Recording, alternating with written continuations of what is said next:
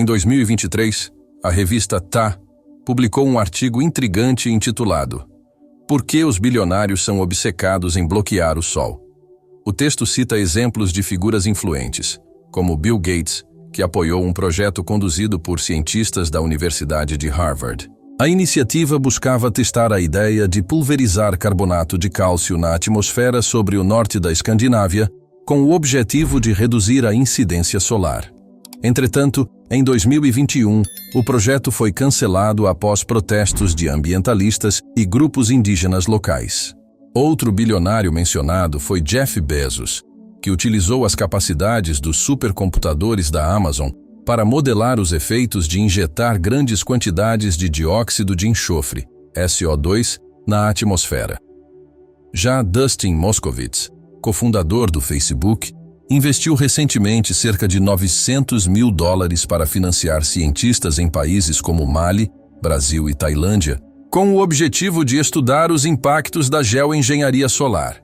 Até mesmo startups menores estão entrando nesse campo, com uma empresa recebendo $750 mil de capitalistas de risco para implementar um projeto de geoengenharia solar, usando o SO2 em escala planetária.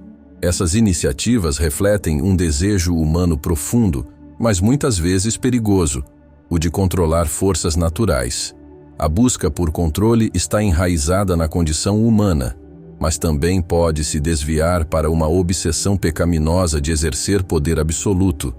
Atualmente, vemos isso se manifestar em movimentos como o transhumanismo, que defende o uso da tecnologia para superar as limitações humanas naturais. Para alguns, isso se tornou quase uma religião. Recentemente, um especialista em inteligência artificial alertou que a tecnologia está assumindo o papel de uma pseudo-religião, moldando a relação da humanidade com a realidade. Ele explicou que o desejo humano de controle, muitas vezes alimentado por ansiedade e insegurança, poderia levar as pessoas a depositarem sua fé em máquinas. Esse alerta é respaldado por teólogos, que afirmam que, à medida que as máquinas se tornam mais humanizadas, os seres humanos estão se tornando mais mecanizados. Um artigo recente da Forbes, intitulado 5 previsões de IA para o ano de 2030, apresenta um futuro em que interagiremos com inteligências artificiais de forma tão natural quanto interagimos com outras pessoas hoje. Segundo o artigo, em 2030, IA estará presente em quase todos os aspectos da vida, como assistentes pessoais, tutores, conselheiros de carreira, terapeutas e até mesmo advogados. Além disso, será amplamente utilizada nas empresas, desempenhando funções como análise de dados, codificação, vendas, atendimento ao cliente e decisões estratégicas.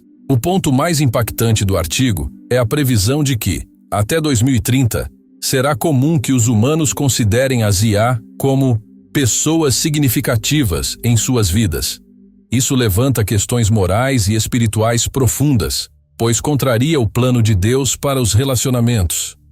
A definição bíblica de amor e casamento, por exemplo, não inclui conexões artificiais com máquinas. O artigo ainda prevê o uso crescente de robôs humanoides. A Tesla, liderada por Elon Musk, está investindo pesadamente no desenvolvimento do robô humanoide Optimus, com planos de começar a entregá-los aos clientes em 2025. Musk afirmou que essa tecnologia será de extrema importância para a empresa e para o mundo nos próximos anos. Esses avanços nos levam a refletir sobre os tempos em que vivemos. É evidente que estamos presenciando eventos que se alinham com as profecias bíblicas. A segunda vinda de Cristo está mais próxima do que muitos imaginam. Entretanto, antes desse grande evento, as Escrituras afirmam que o Anticristo será revelado. Muitas pessoas esperam que ele seja uma figura sombria e imponente, mas, segundo a Bíblia, ele surgirá de maneira sutil, enganando as massas com promessas de paz e prosperidade. Para compreender o Anticristo, é crucial observar os 6 Dabais que definem suas características.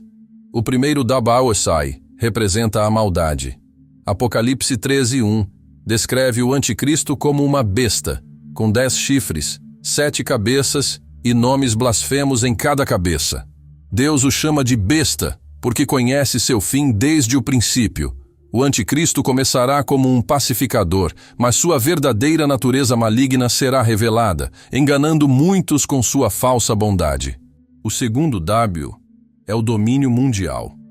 Apocalipse 13, 2, 7 afirma que a besta receberá poder do dragão, Satanás, e governará todas as nações, línguas e tribos.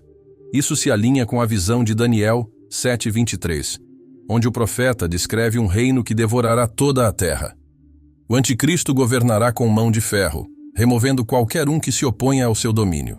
O terceiro W destaca as maravilhas. Apocalipse 13:3 descreve um milagre falso. Uma das cabeças da besta sofrerá um ferimento fatal, mas será curada, enganando muitos. Essa falsa ressurreição será usada para convencer as pessoas de que ele é um líder digno de adoração. Atualmente, já vemos agentes do anticristo realizando falsos milagres, desviando cristãos desavisados. O quarto W refere-se à adoração. Apocalipse 13, 4, 8 afirma que toda a terra adorará a besta e o dragão. O desejo de adoração sempre foi o objetivo de Satanás, como revelado em Isaías 14, 12, 14, onde ele declara sua ambição de ser exaltado acima de Deus. Nos últimos tempos, esse desejo será realizado através do anticristo. Diante dessas revelações, os cristãos devem permanecer vigilantes, discernindo os tempos e buscando uma relação genuína com Deus. Esses eventos proféticos não são apenas alertas, mas também um chamado à preparação espiritual para os desafios que virão antes da gloriosa segunda vinda de Cristo. O trecho em Isaías 14, 13 a 14, onde Lúcifer declara: "Subirei ao céu, exaltarei meu trono acima das estrelas de Deus. Sentar-me-ei no monte da congregação, nos lados do norte. Subirei acima das alturas das nuvens. Serei semelhante ao Altíssimo." Revela a agenda do diabo desde o princípio. Ele sempre buscou usurpar a posição do próprio Deus, seu Criador. No entanto, antes que pudesse executar esse plano maligno, Deus o destituiu de sua posição exaltada. É importante entender o significado da palavra anti no contexto do anticristo. Muitos assumem que ela significa apenas contra, mas na verdade também pode significar em lugar de. O anticristo não deseja apenas se opor a Cristo, mas substituí-lo, reivindicando o domínio que pertence exclusivamente a ele. Porém, assim como no caso de Lúcifer, o reinado do anticristo será breve e terminará em derrota. Apocalipse 13:8 nos lembra que apenas aqueles cujos nomes não estão escritos no livro da vida do Cordeiro serão subjugados pelo anticristo. Essa verdade enfatiza a necessidade de cada crente garantir que seu nome esteja inscrito nesse livro por meio de uma vida de retidão e fidelidade a Deus. Apocalipse 13, 5, 6 descreve como a besta receberá uma boca para proferir blasfêmias contra Deus, seu nome, sua morada e aqueles que habitam no céu. Ele usará palavras arrogantes e blasfemas, buscando desonrar a Deus e enganar as pessoas. Essas palavras não apenas demonstrarão sua rebeldia, mas também seu desejo de se exaltar acima de Deus. Embora o anticristo tenha autoridade por 42 meses, seu tempo é limitado. Deus permitirá que ele opere apenas por um período designado, e quando o cálice de sua iniquidade transbordar, o julgamento divino virá sobre ele. Já vemos indícios dessa realidade em nações que antes eram bastiões do cristianismo, mas agora abraçam práticas e legislações que desonram a Deus, normalizando blasfêmias e rejeitando princípios bíblicos. O último W refere-se à guerra. Apocalipse 13, 7, 10 revela que a besta fará guerra contra o povo santo de Deus, recebendo autoridade para governar sobre todas as tribos, povos e nações. O versículo 10 afirma: "Se alguém levar ao cativeiro, para o cativeiro irá. Se alguém matar à espada, é necessário que seja morto à espada. Aqui está a perseverança e a fé dos santos." Essa guerra será implacável. O anticristo perseguirá e matará os santos que permanecerem durante o período da tribulação. Como cristãos, nosso objetivo deve ser estar preparados para o arrebatamento com Cristo, de forma que não tenhamos que testemunhar esses eventos terríveis. A guerra mencionada em Apocalipse também nos leva a refletir sobre as armas de destruição em massa que muitos países estão desenvolvendo atualmente. Mísseis e bombas nucleares capazes de destruir a Terra inteira já são uma realidade. Esses preparativos fazem parte do grande plano do Anticristo para dominar o mundo, mas não devemos temer. Em Zacarias 11:17, o Anticristo é chamado de pastor inútil, enquanto Jesus é o bom pastor. O Anticristo é descrito como uma besta, mas Jesus é o Cordeiro que tirou o pecado do mundo. Essa verdade nos consola e nos dá esperança. Diante dessas revelações, como devemos viver? Primeiro, precisamos nos comprometer com a verdade. O mundo está cada vez mais confuso, invertendo valores e chamando o certo de errado e o errado de certo. O engano continuará a aumentar, mas isso não deve nos impedir de proclamar o verdadeiro evangelho. Devemos nos manter firmes, alertando os outros de que este mundo está chegando ao fim. Além disso, devemos buscar ao Senhor de todo o coração, permanecendo fiéis até o fim. Jesus nos instrui a vigiar e orar, esperando sua gloriosa vinda, e não focando no Anticristo. Nossa esperança deve estar centrada em Cristo, que é o autor e consumador da nossa fé. Por fim, precisamos de mais graça para viver de maneira que agrade a Deus. A poluição espiritual e o engano abundam, mas o Espírito Santo nos fortalece para resistir às ondas de doutrinas falsas. Em Romanos 12:2, somos exortados: não vos conformeis com este mundo, mas transformai-vos pela renovação da vossa mente, para que experimenteis qual seja a boa, agradável e perfeita vontade de Deus. Daniel 12:4 profetiza que, nos últimos dias, muitos irão de um lado para o outro e o conhecimento aumentará. Essa profecia está se cumprindo de forma evidente em nossa era, especialmente com o avanço da inteligência artificial. Embora a tecnologia tenha sido desenvolvida por séculos, a IA representa um salto gigantesco, aproximando-nos de uma era em que máquinas podem raciocinar e executar tarefas antes exclusivas dos humanos. O impulso por trás dessas invenções vai além da conveniência. Reflete o desejo humano de superar limitações e alcançar um conhecimento quase divino, muitas vezes em detrimento de uma relação genuína com Deus. A IA, por mais impressionante que seja, é um reflexo da busca humana por controle e respostas rápidas, ignorando que Deus opera em seu tempo perfeito. Essa obsessão pela tecnologia pode ser vista como parte da preparação para o reinado do Anticristo. A ideia de criar máquinas com capacidades quase divinas ecoa o pensamento de Lúcifer em Isaías 14. Subirei acima das alturas das nuvens, serei semelhante ao Altíssimo. É um alerta para nós, como cristãos, lembrarmos que nenhuma criação humana pode substituir o Criador. Diante de tudo isso, a palavra de Deus nos dá orientação clara. Em 1 João 2,15 lemos: não ameis o mundo, nem o que no mundo há. Se alguém ama o mundo, o amor do Pai não está nele. Tiago 4,4 reforça: não sabeis que a amizade do mundo é inimizade contra Deus? Essas passagens nos chamam a viver de forma separada, com nossos corações fixos nas coisas celestiais, e não nos sistemas corrompidos deste mundo. Portanto, que possamos manter nossa fé firme, aguardando com expectativa a volta de Cristo, enquanto nos preparamos espiritualmente para os desafios que virão. Que Deus nos conceda graça para vivermos de forma irrepreensível e confiarmos plenamente em sua soberania. A Bíblia nos alerta de forma clara e contundente sobre a amizade com o mundo, afirmando que todo aquele que busca ser amigo deste sistema se constitui inimigo de Deus.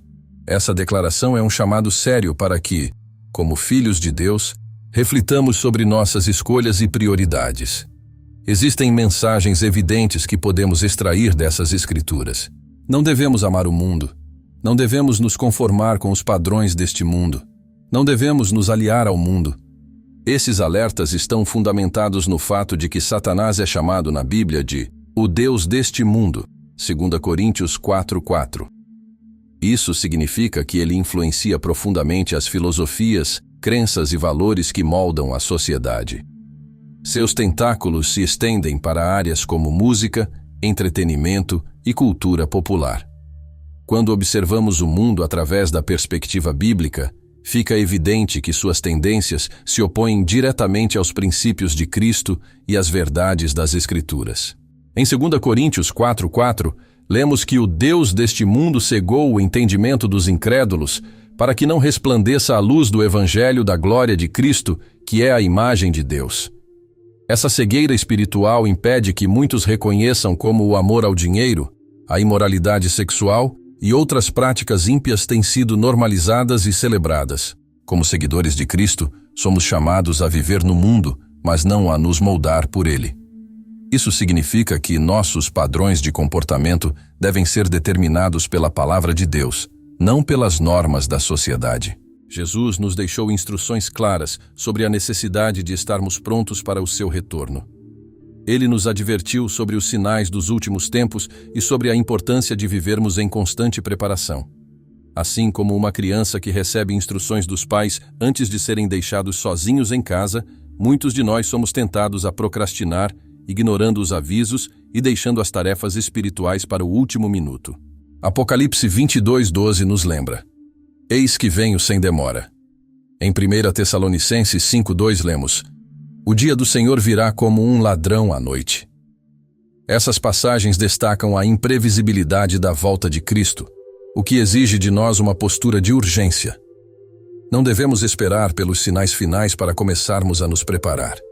Em vez disso, devemos viver como se o retorno de Jesus pudesse acontecer hoje. Jesus reforça esse ensinamento em Mateus 24:42-44. Vigiai, pois, porque não sabeis em que dia vem o vosso Senhor. Por isso ficai também vós apercebidos, porque a hora em que não cuidais, o Filho do Homem virá.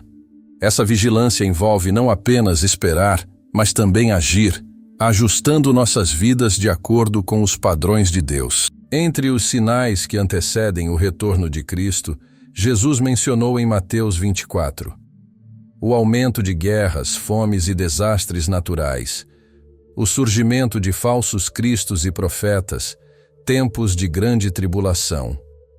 Sinais nos céus, como o escurecimento do sol e a lua tornando-se como sangue. Esses sinais não devem ser vistos como algo para nos paralisar de medo ou para nos distrair. Eles servem como lembretes de que devemos estar preparados o tempo todo. O próprio Jesus enfatizou que sua vinda será repentina, como um ladrão à noite, pegando muitos de surpresa. Em 2 Tessalonicenses 2:3-4, Paulo nos alerta sobre a manifestação do anticristo antes do dia do Senhor.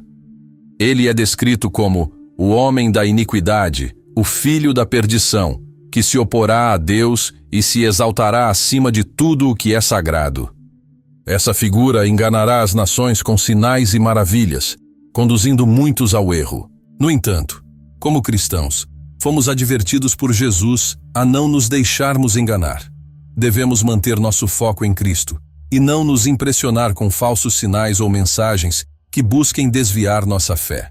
A melhor maneira de nos prepararmos para o retorno de Cristo é vivermos de maneira constante em obediência e comunhão com Deus. Isso significa buscar intensamente a presença do Senhor, ler e compartilhar a palavra de Deus, servir aos outros com amor e compaixão, evitar distrações mundanas que nos afastam do propósito de Deus. Devemos avaliar como usamos nosso tempo.